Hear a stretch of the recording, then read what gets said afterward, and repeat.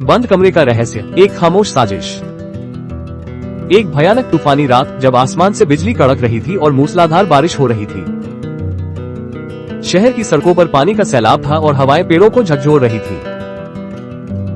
इसी तूफान के बीच खड़ी थी विक्रम मल्होत्रा की आलीशान हवेली, जो आज किसी कब्रिस्तान जैसी खामोश लग रही थी। हवेली के भीतर विक्रम मल्होत्रा अपने निजी अध्ययन कक्ष में अकेले बैठे हुए थे। कमरे की लाइटिंग बहुत धीमी थी, जिससे चारों ओर रहस्यमयी परछाइयां बन रही थी। खिड़कियों के शीशों पर बारिश की बूंदें जोर जोर से टकरा रही थी, जैसे कोई अंदर आने की कोशिश कर रहा हो।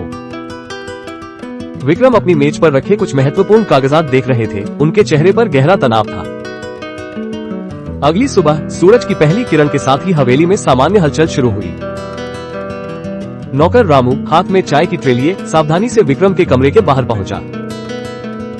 रामू ने धीरे से दरवाजा खटखटाया और कहा, साहब, आपकी सुबह की चाय तैयार है। लेकिन कमरे के अंदर से कोई जवाब नहीं आया, बस एक भारी सन्नाटा पसरा हुआ था। रामू ने दोबारा खटखटाया और फिर जोर से पुकारा, पर अंदर से कोई हलचल नहीं हुई। घबराहट में रामू ने तुरंत घर के अन्य सदस्यों को मदद के लिए बुलाया। माया और राहुल भी वहां पहुंच गए। सबके चेहरों पर चिंता और उत्सुकता थी। जब दरवाजा जबरन तोड़ा गया तो अंदर का दृश्य देखकर सबके होश उड़ गए। विक्रम मल्होत्रा फर्श पर मृत पड़े थे। उनकी आंखें खुली थी और चेहरे पर खौफ था। माया जोर जोर से चिल्लाने लगी, जबकि राहुल स्तब्ध खड़ा सब देख रहा था। जांच शुरू हुई और पता चला कि कमरा पूरी तरह से अंदर से बंद था।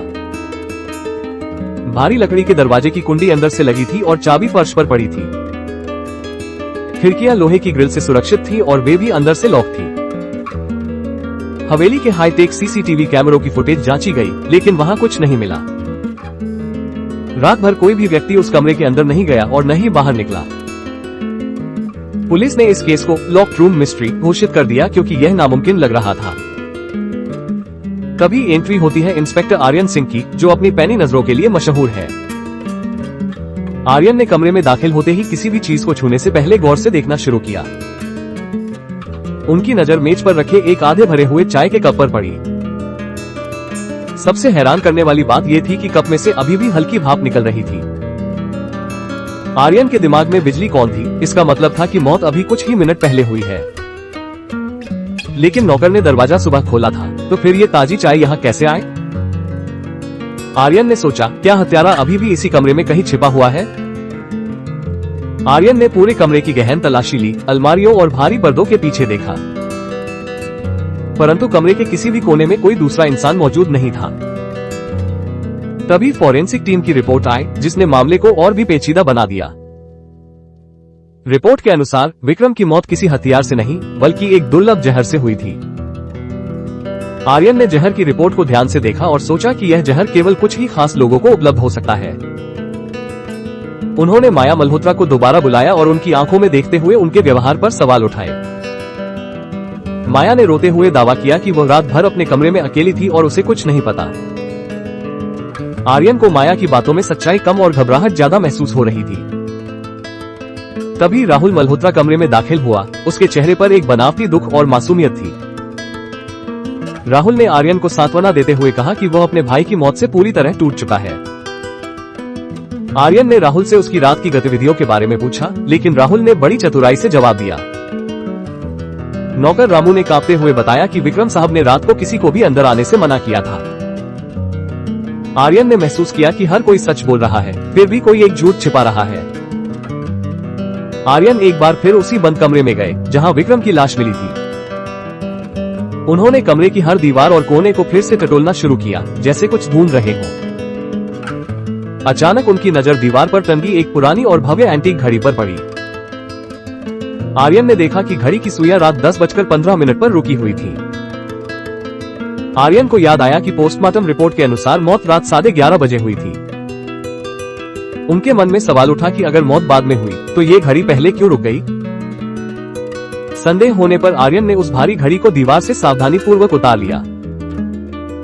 घड़ी हटाते ही आर्यन की आंखें चमक उठी। घड़ी के पीछे दीवार में एक छोटा सा छेद था। ये छेद इतना छोटा था कि इसे सामान्य नजरों से देखना नामुमकिन था। आर्यन ने उस छेद के अंदर झांका और पाया कि वह सीधे बगल के स्टोर रूम में खुलता है। वो तुरंत दौड़कर उस स्टोर रूम में पहुंचे और वहां की तलाशी शुरू की। वहां उन्हें एक पतली लचीली स्टील की पाइप और एक लंबी डोरी मिली। आर्यन के चेहरे पर एक विजयी मुस्कान आई, उन्हें कातिल का तरीका मिल गया था। उन्होंने सबको स्टोर रूम में इकट्ठा किया और पूरी साजिश का खुलासा करने का फैसला किया। आर्यन ने समझाया कि हत्यारे ने पाइप को छेद के जरिए चाय के कप के ठीक ऊपर सेट किया था। विक्रम हर रात एक ही समय पर चाय पीते थे और कप हमेशा एक ही जगह रखा होता था। कातिल ने स्टोर रूम से पाइप के जरिए धीरे धीरे जहर मिला हुआ तरल कप में गिराया। जैसे ही विक्रम ने वो जहर वाली चाय पी, उनकी मौत हो गई और कातिल कमरे से बाहर ही रहा। आर्यन ने बताया कि इसी वजह से सीसीटीवी में कोई नहीं दिखा और दरवाजा अंदर से बंद रहा। अब बारी थी यह बताने की कि यह खौफनाक साजिश किसने रची थी। आर्यन ने फोरेंसिक टीम की लेटेस्ट रिपोर्ट निकाली, जिसमें पाइप पर मिले उंगलियों के निशान थे। रिपोर्ट में साफ लिखा था कि वे निशान राहुल मल्होत्रा के थे। राहुल का चेहरा सफेद पड़ गया और वो घबराहट में पीछे हटने लगा। राहुल जायदाद का लालची था और उसने करोड़ों की संपत्ति हड़पने के लिए अपने भाई को मारा। अदालत में सबूतों के सामने राहुल टूट गया और उसने अपना सारा जुर्म कबूल कर लिया।